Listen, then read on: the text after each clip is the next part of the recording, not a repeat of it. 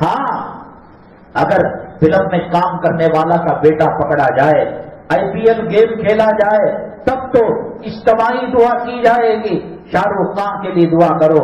ان لوگوں کا کوئی دھرم نہیں ہے، ان لوگوں کا کوئی مسلک نہیں ہے، یہ نام کے مسلمان ہیں، یہ گنپتی کی پوجا کرتے ہیں، یہ ہولی کھیلتے ہیں، یہ دیوالی مناتے ہیں۔ یاد رکھیے گا میں نے کہا کہ عقیدہ اتنا فلیکسیبل ہے اور اتنا نازک ہے، اتنا سینسیٹیو ہے، وہ چھوٹی سی چیز کو بھی برداشت نہیں کر سکتا۔ مسلمان سامنے آنکھ رکھ کر نماز نہیں پڑھ سکتا، مسلمان تصویر رکھ کر نماز نہیں پڑھ سکتا، سجدہ نماز جنازہ میں نہیں رکھا گیا اس لیے کہ ایک لاش سامنے ہے۔ دعا قبر کو پیٹ کر کر کی جا سکتی ہے، قبر ہے پیٹ کر کر قبلے کی طرف ہاتھ اٹھا کر دعا کر رہے، قبر کی طرف ہاتھ اٹھا کر منہ کر کر دعا کرنا عقائد کے اندر کبھی کبھی بیشی کو شریعت برداشت نہیں کرتی۔ شاہ رخ خان اپنی پڑوس کی لڑکی پر دل دے بیٹھا، اس نے کہا کہ تمہیں ہندو بننا پڑے گا۔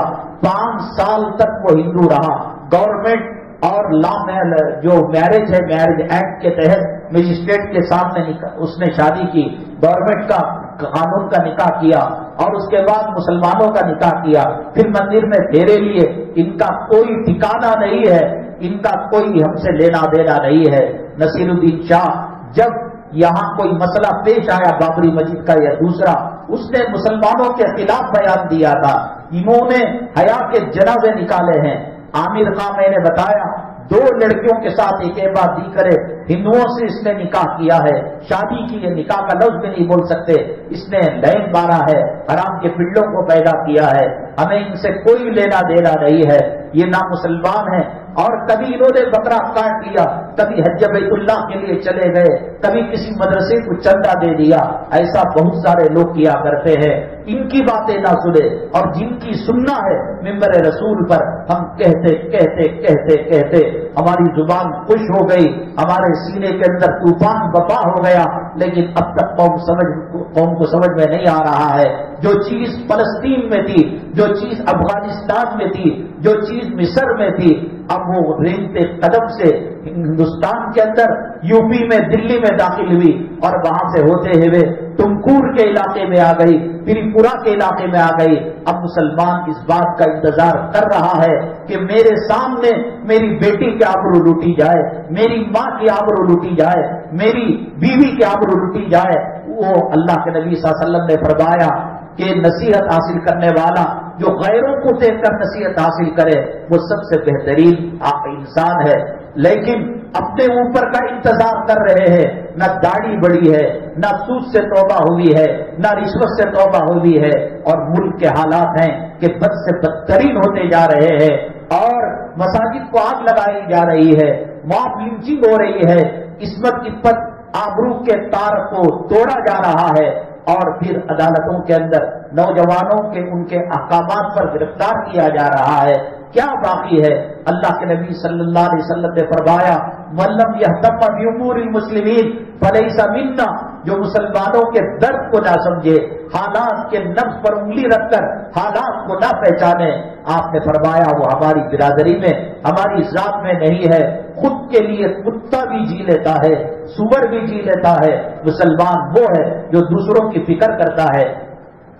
ہم نے پچھلی جمعہ ایک سوال رکھا تھا، وہ یہ تھا کہ وہ کلمہ پڑھے بغیر داخل اسلام کیسے ہو گئے؟ دیکھو اصل میں ہم نے ناز نخرے بنا لیے۔ ختنہ کے بارے میں بھی فقہاء نے عجیب مسئلہ لکھا ہے، ختنہ کرنا مستحب ہے۔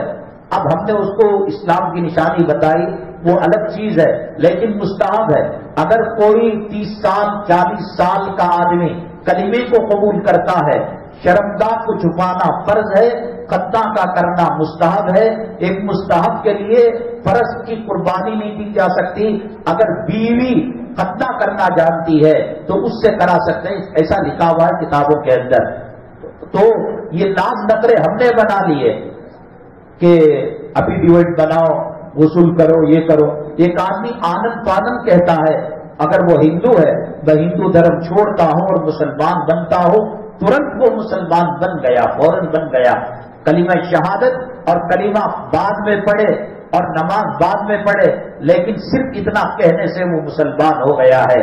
بہرحال اور کچھ چیزیں جو ضروری تھیں انشاءاللہ اگلی جمعہ عرض کی جائیں گے۔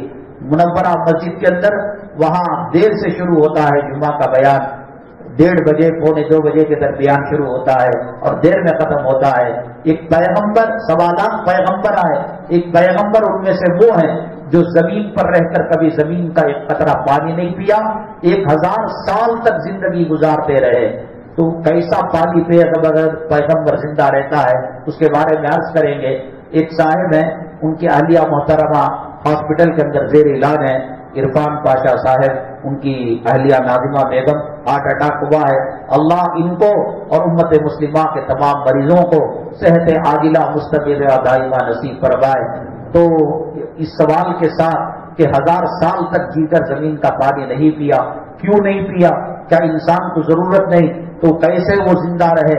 اس کے علاوہ اہم ترین مسئلے ہیں، جیسے کہ میں نے کہا کہ صلاح الدین سیفی صاحب نے اپنے 2 بیٹوں کا نکاح کیا اور بڑا زبردست اعلان انہوں نے کیا۔ وہ کیا اعلان کیا؟